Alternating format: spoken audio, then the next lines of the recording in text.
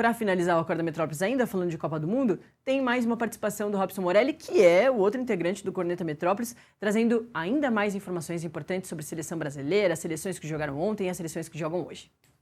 Natália, a seleção brasileira começa efetivamente nesta quinta-feira a se preparar para o jogo de domingo contra a Noruega. Não é jogo fácil, a gente já falou um pouquinho aqui, é jogo difícil, é jogo de oitavas de final de Copa do Mundo, é jogo complicado para a seleção brasileira. Mas a seleção brasileira é melhor do que a Noruega, é mais forte e tem melhores jogadores, o que não quer dizer que vai ser fácil ganhar e o que não quer dizer também que não pode perder. O Brasil tem que jogar de forma séria, de forma madura, como fez contra o Japão.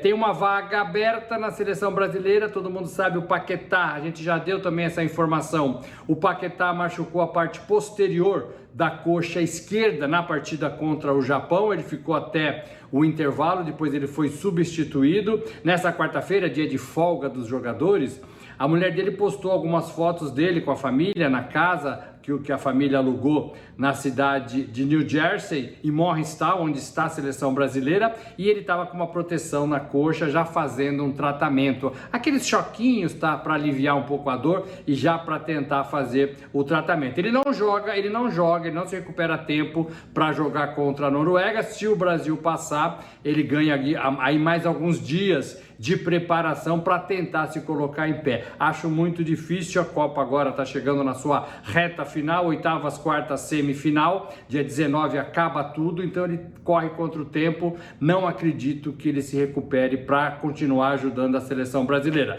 De modo que tem uma vaga no meio de campo do Brasil, e aí o Carlo Ancelotti, o treinador, vai começar a escolher quem que ele poderia colocar nesta vaga. O Danilo Santos é o reserva, talvez, mais natural para a posição, é meio campista, é canhoto como o Paquetá, mas ele não tem usado o Danilo desde o começo, ele não tem usado o Danilo nem como primeira substituição nas trocas. Hoje tem entrevista coletiva, sabe de quem, Natália? Do Endrick, isso mesmo, do Endrick. Pode ser um indício de que o Ancelotti esteja pensando em colocar um atacante, o Endrick, lá de cara na partida, para conseguir fechar ali a marcação, tentar mexer um pouco com o sistema defensivo da Noruega, e aí talvez ele recue o Matheus Cunha para o meio de campo. O Matheus Cunha faria essa função de meio de campo junto com o Casemiro, junto com o Bruno Guimarães, atuaria ali pelo lado esquerdo, um pouquinho pelo lado direito, um pouquinho centralizado,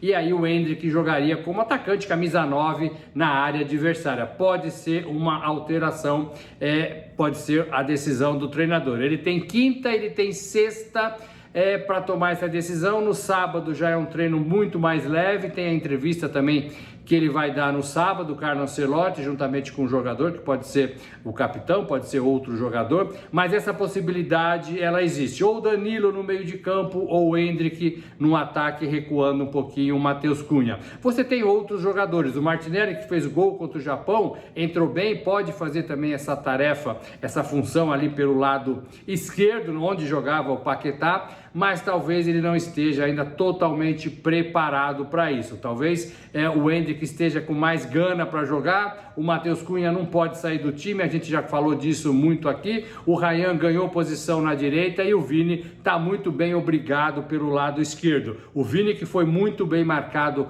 contra o Japão, ele deve ter mais facilidades contra a Noruega, porque a Noruega ela não marca tão forte como fez o Japão. Ela joga, ela deixa jogar, e aí o Brasil tem que se preocupar sobretudo com o Haaland, o atacante, o grandalhão, fazedor de gols. Ele é o principal jogador desse time da Noruega, tem o Odegaard também, camisa 10 no meio de campo, mas o Haaland ainda é o principal jogador. E saber quem vai marcá-lo, saber se o Gabriel Magalhães vai marcá-lo, como faz na Premier League. Eles são ali, tem alguns embates pesados, né? A gente falou disso ontem, embates pesados entre os dois.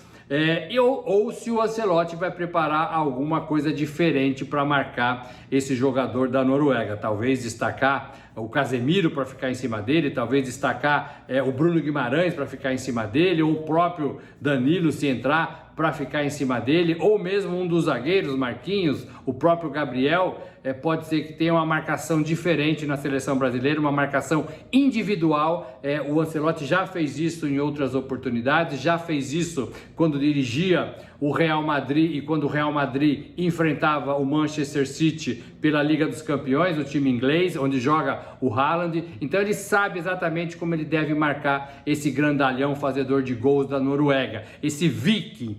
E aí ele vai dar um jeito nisso. Começam os trabalhos efetivamente nesta quinta-feira. A gente vai ter acesso ali àqueles 15 minutos, que não dá para ver quase nada, mas a seleção brasileira volta a trabalhar e volta a pensar nessa partida decisiva de oitavas de final. Lembrando, perdeu, faz as malas, volta para casa, ganhou, continua mais uma fase da competição. Quem passar de Brasil e Noruega vai para as quartas de final e aí a coisa começa a funilar, aí começam a ter jogos muito mais difíceis. É isso, volto com você amanhã, a gente se vê por aqui, Natália.